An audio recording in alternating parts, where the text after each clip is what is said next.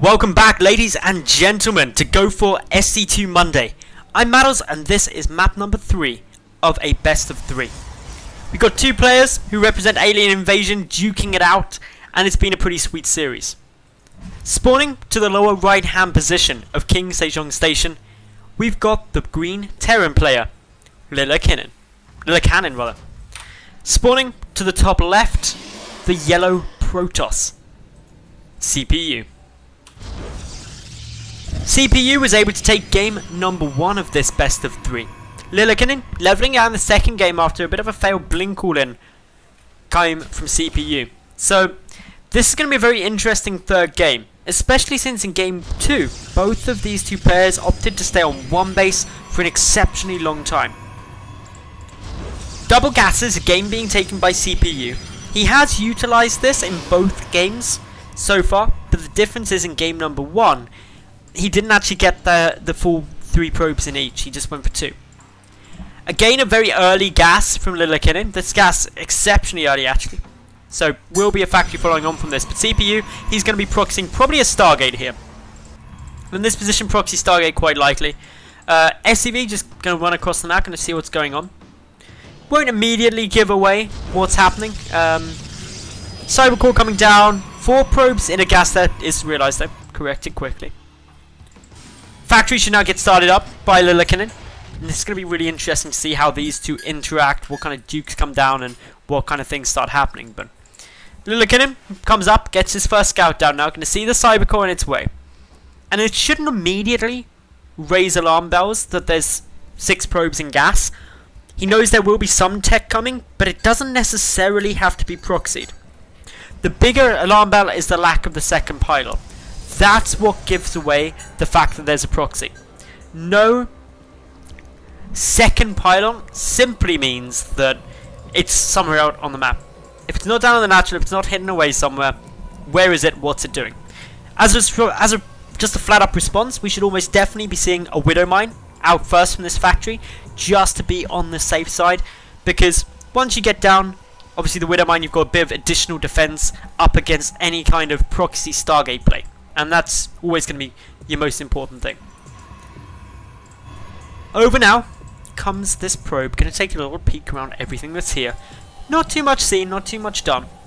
Just a patient wait. But oh, this is good. The Marines found it. Lillekanin, he's in a brilliant position now. Basically, once you discover the pylon, you can just start chipping away at it. It's got a decent amount of health though. Shouldn't be able to kill off with 1 Marine, but now you know that's coming. Marines will keep getting pumped. Widow Mine's already won. There's a second one coming through as well.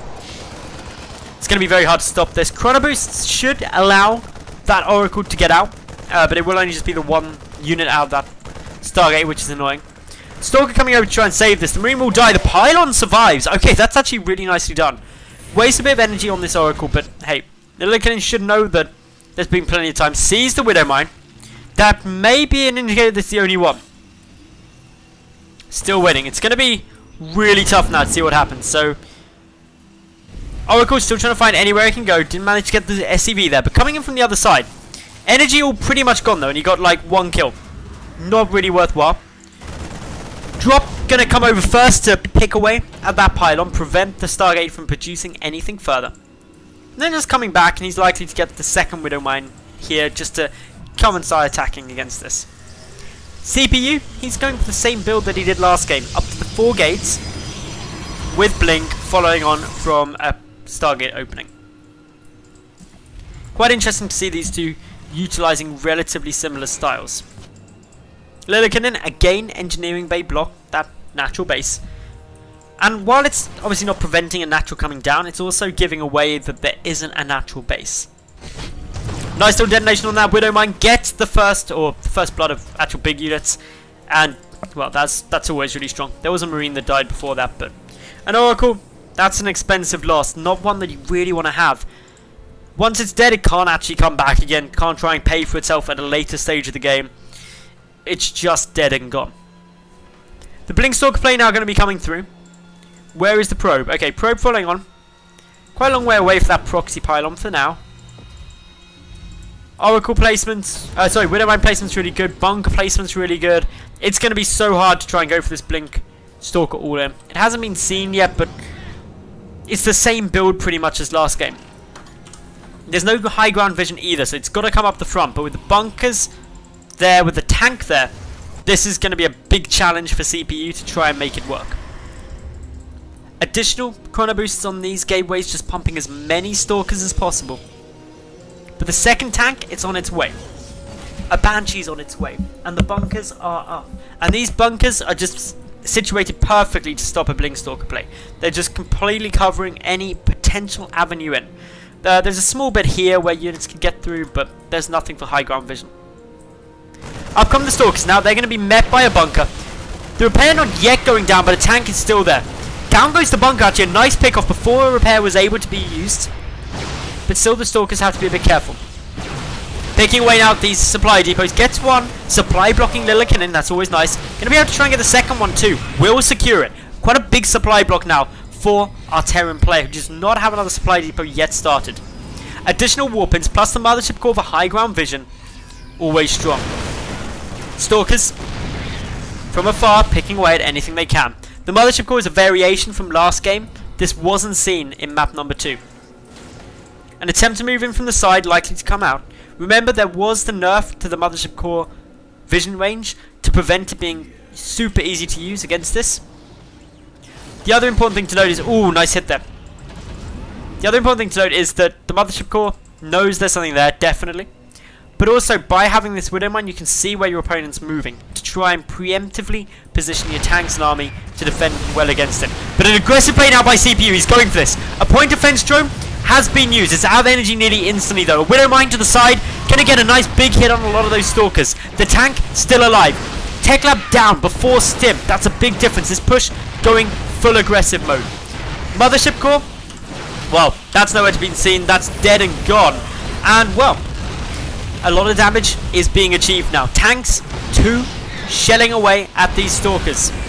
CPU microing in a couple more Stalkers from the side. He may try and blink forward onto the tanks. Does go for it. One falls. The second one's still up, but gonna struggle to get right to the edge. Widowmine can get another hit down though. Nice detonation. The Stalker's back on out. Resources lost. CPU losing around 1,000 more resources than that of Lillekanin.